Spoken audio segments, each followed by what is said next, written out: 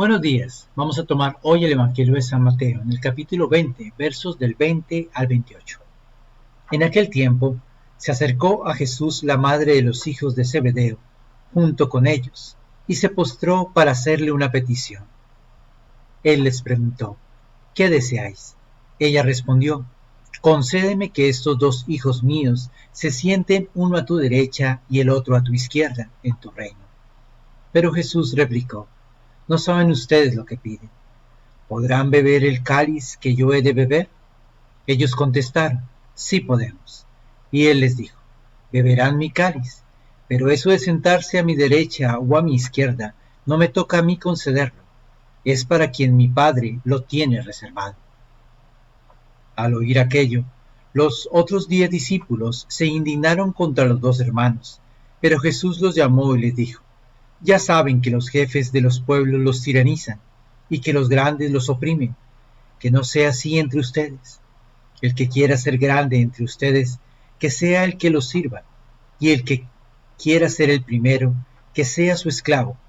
Así como el Hijo del Hombre no ha venido a ser servido, sino a servir y a dar la vida por la redención de todos.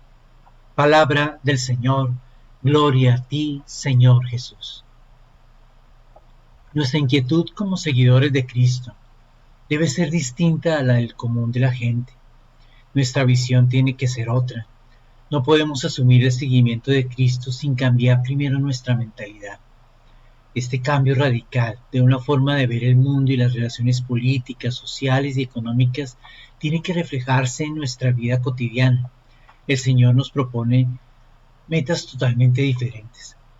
No se trata de no aspirar a sitios de gobierno o de autoridad o de liderazgo, sino de hacerlo por razones completamente diferentes. Por lo tanto, si vamos a llegar a gobernar o a liderar a otros, tendremos que hacerlo al modo de Jesucristo, que no vino a ser servido, sino a servir.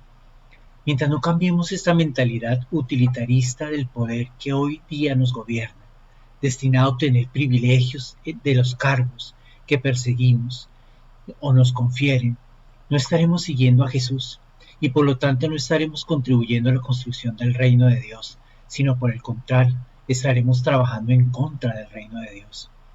La clave está en el servicio, que es la expresión más sublime del amor. El que no vive para servir, no sirve para vivir. Solo nos salvaremos en la medida en que comprendamos que el amor es servicio, que sin servicio no hay amor, y que si no amamos, pues no entraremos al reino de los cielos. Ante Dios, la grandeza humana se da en el servicio.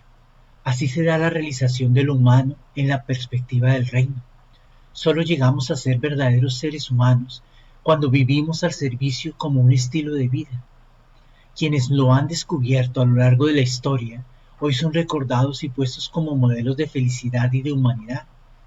Después de Jesús, quien sigue su ejemplo nunca es olvidado, sino que inspira la vida de otros. Otra cualidad fundamental e inseparable del servicio para poder vivir el amor a plenitud, como lo vivió el Señor, es el sacrificio.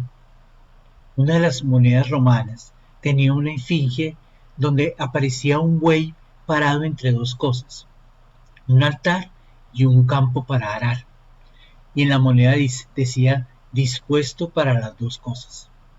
El buey nacía y venía a este mundo dispuesto a dos cosas: o a servir en los campos arándolos, o a morir en el altar en alguno de los sacrificios que los romanos solían hacer a sus dioses. De igual manera, los cristianos debemos estar conscientes de dos cosas: que nuestra vida es para servir a Dios y a los demás, y para el sacrificio. Jesús constantemente les enseñaba a sus discípulos a humillarse poniendo su vida en servicio de su prójimo, lo que implica en la mayoría de ocasiones, si no en todas, hacer del servicio algo realmente redentor, el sacrificio, ya que un servicio auténtico que libera no es limitarse a hacer favores o ayudar en algunas cosas a los hermanos, más por la caridad o a veces hasta por cuidar nuestro buen nombre, sino comprometer la vida, el tiempo y hasta nuestros recursos por servir al necesitado. Y es en este punto donde empieza a doler. Y cuando empieza a doler y a incomodar el servicio que hacemos y aún así nos sentimos felices, es donde se completa la doble característica del amor, el servicio y el sacrificio. Recordemos la parábola del buen samaritano.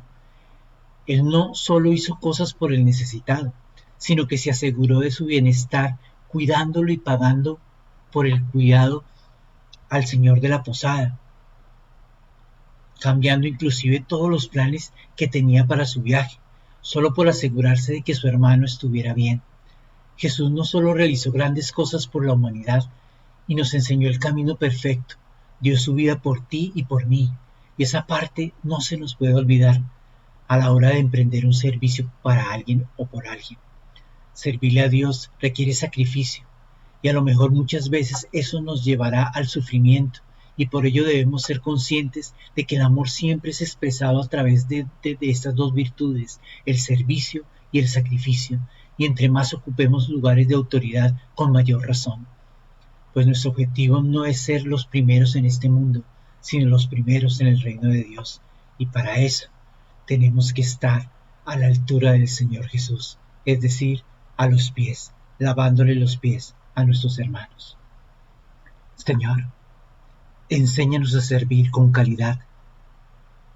Sabemos que el servicio cristiano no consiste en hacer favores, no consiste en hacer simples cosas por los demás para sentirnos bien, para subsanar nuestra conciencia y decir que estamos haciendo buenas obras.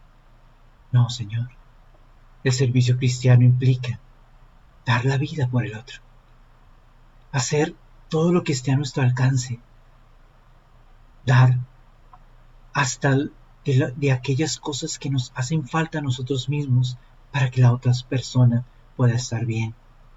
Ese es el llamado que nos haces. Por eso tenemos que estar libres de equipaje, Señor. Libéranos de todos los apegos. Libéranos de todo aquello que limite nuestro servicio, que no nos permita servirle a la humanidad como tú le serviste. Enséñanos a lavar los pies, enséñanos a ser como tú, y que el servicio nuestro esté acompañado por tus mismos sentimientos. Amén. El Señor esté con vosotros, y la bendición de Dios Todopoderoso, Padre, Hijo y Espíritu Santo descienda sobre vosotros y os acompañe siempre. Un feliz día para todos.